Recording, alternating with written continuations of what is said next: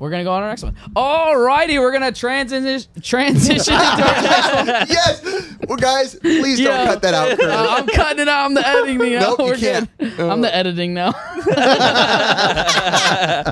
Dude, I am the editing now. I'm just kidding. All right, we're going to go on to our next one. Was YouTube better back in the day? Oh, wow. Was YouTube better back then? What a question, because I feel like before we answer this, you have to look at the time capsule of what YouTube was versus what it is now. I think we can talk about brands and sponsorships, right? Let's say you're talking about review channels and people who review products. When did the level of trust start to break when you know people are potentially getting paid for reviews? Or content creators knowing that they're shilling or selling out for certain items or products.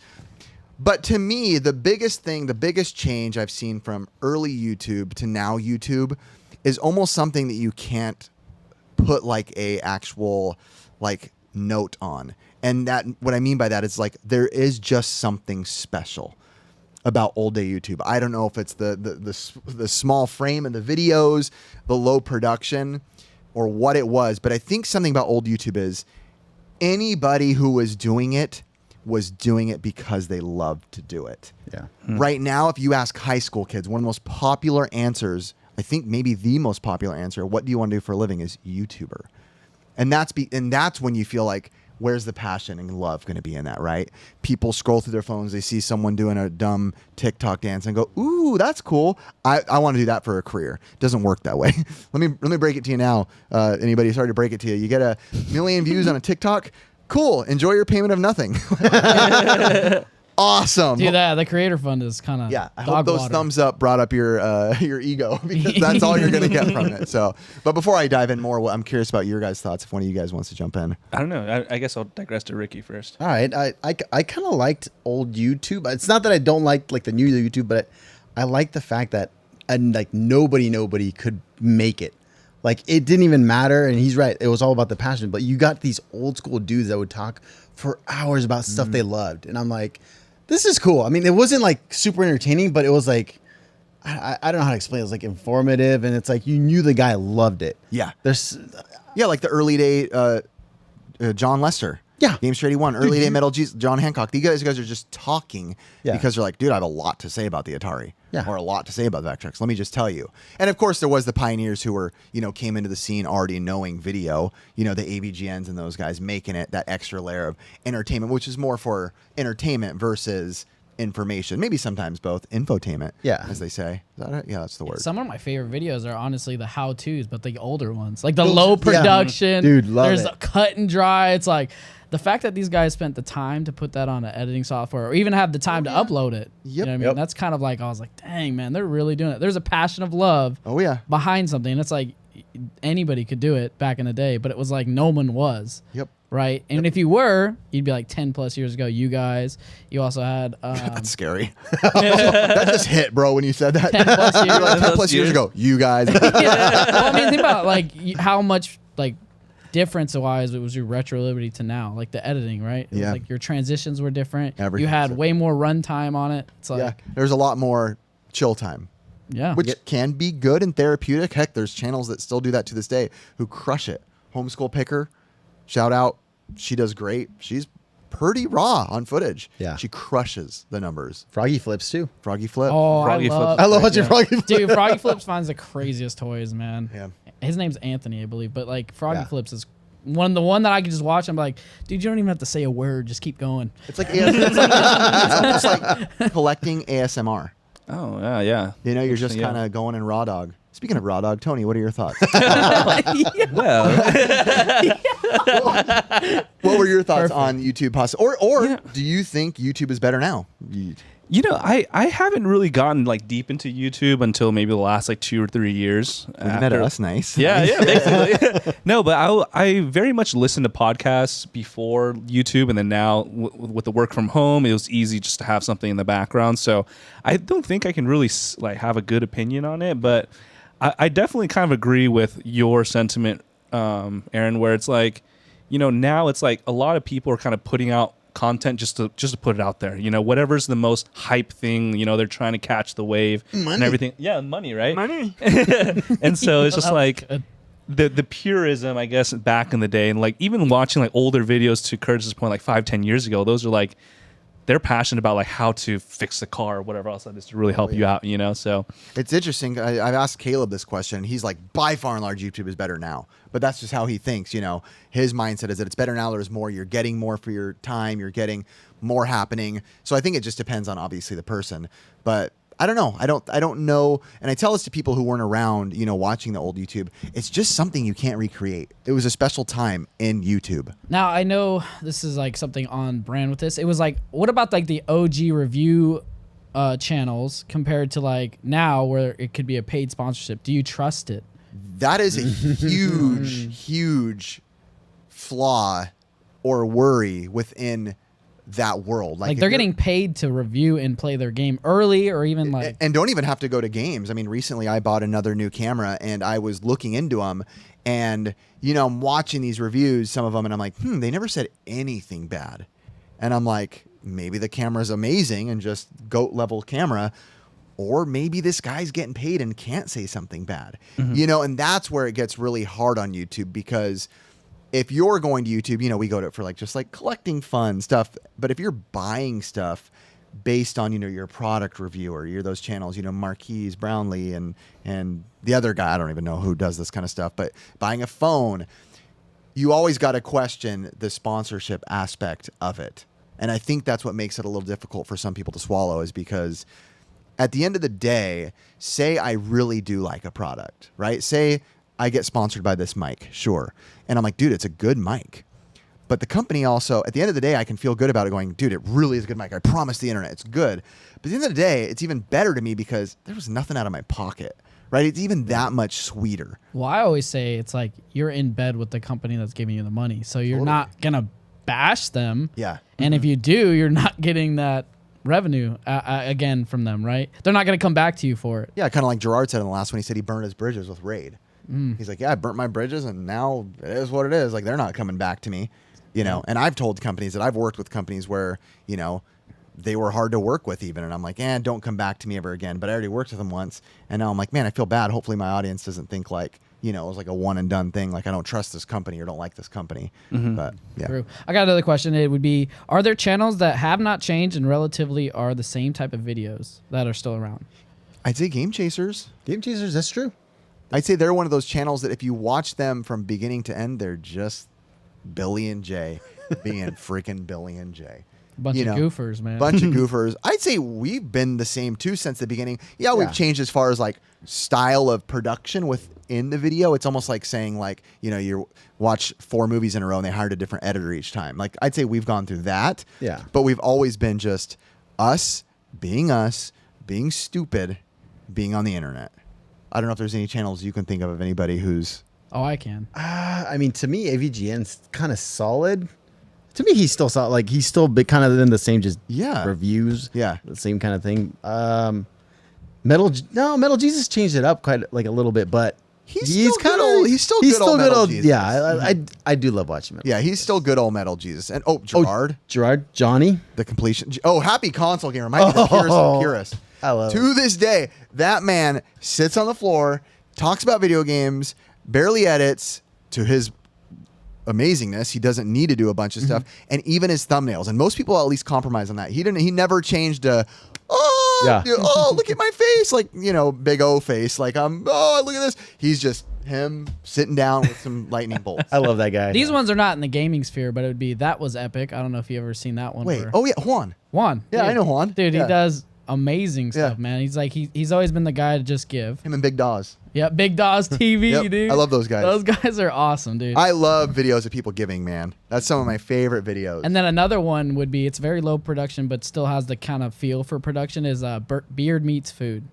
I think I've seen his thumbnails up here in my channel, but I've never watched One of the fastest UK food eaters. And I love like watching fastest growing, or he can eat the fastest? No, he eats one of like fastest. Like he's like on par with like those type of fast eating people, like Joey Chestnut. Interesting. Joey Chestnut. Yeah, there you go. Hot dog guy, right? Yeah, hot dog guy. I can literally. Why do we know Joey Chestnut's name? Dude, because he's like, he's like one of the most American names, dude. He's literally a hot dog eating contest. Chestnut's a weird name, though. If you really think about it. Yeah, but that man is different. He's always won his hot dog eating contest. Is he in shape, or is he a big dude?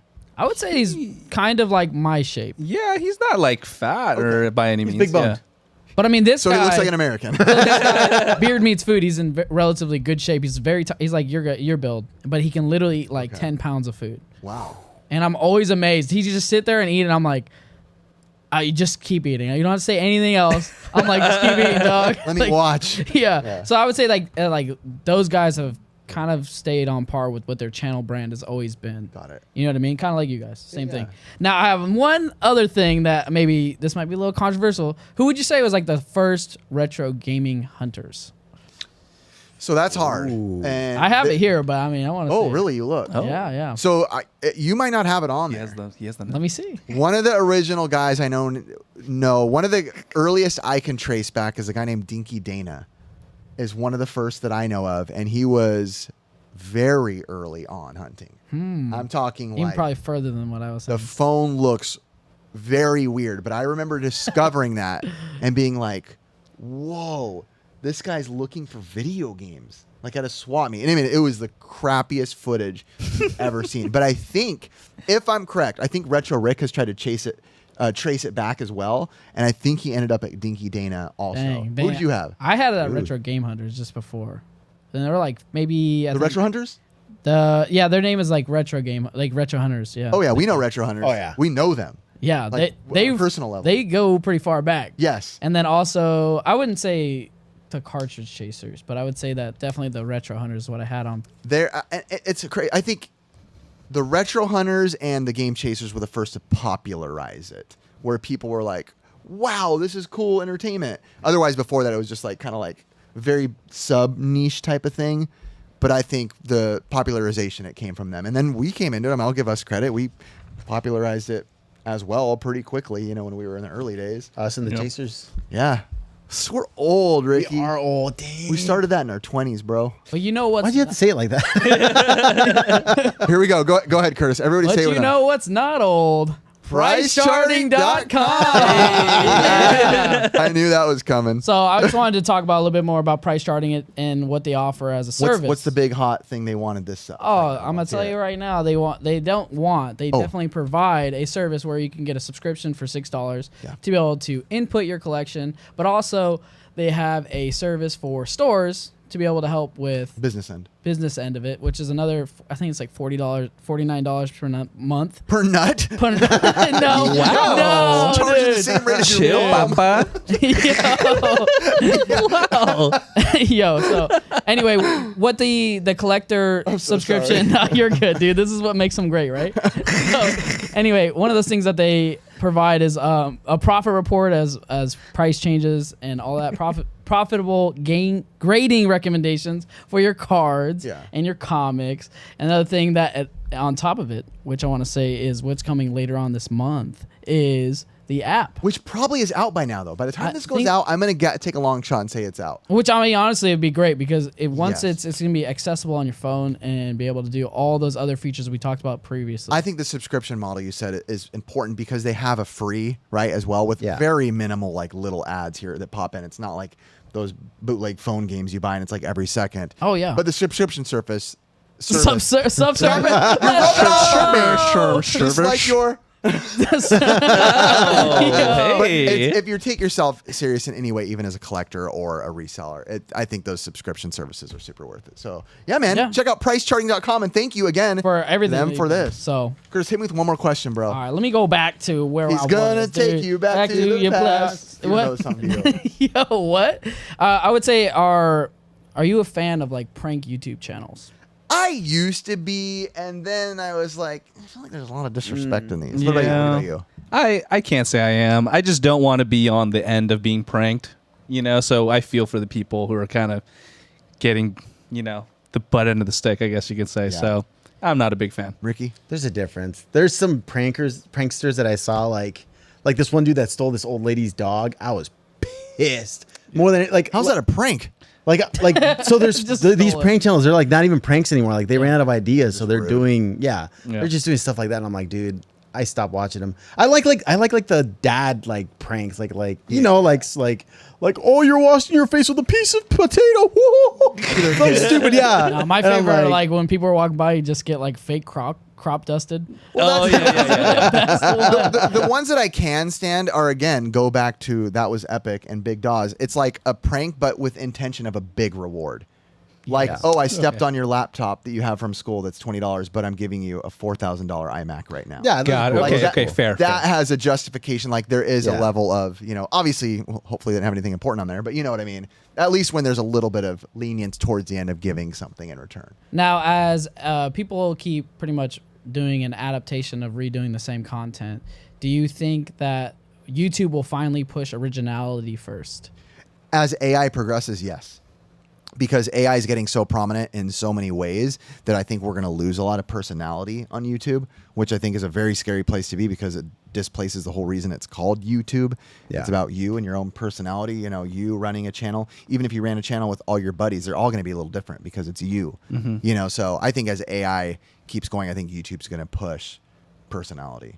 I mean, I'm sure that's you go to YouTube channels, yes, because they're filling what you want. They want to see us find something, but they wouldn't stick around if they didn't like to watch you do it, right? Because there's a million different models of people doing that. Yeah, I just feel like, YouTube's coming such a machine that like they'll just kind of fall into a certain category where it's people are just redoing the same content over and over and over, to the fact where it's like, where is the real side of YouTube again? Yep.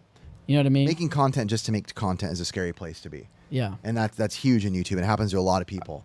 But when you're making it just to make a video, it feels like you're making a video just to make a video. Now, on this last question, would you guys... And is this wrapping it up for the day? Yes. Yes, okay.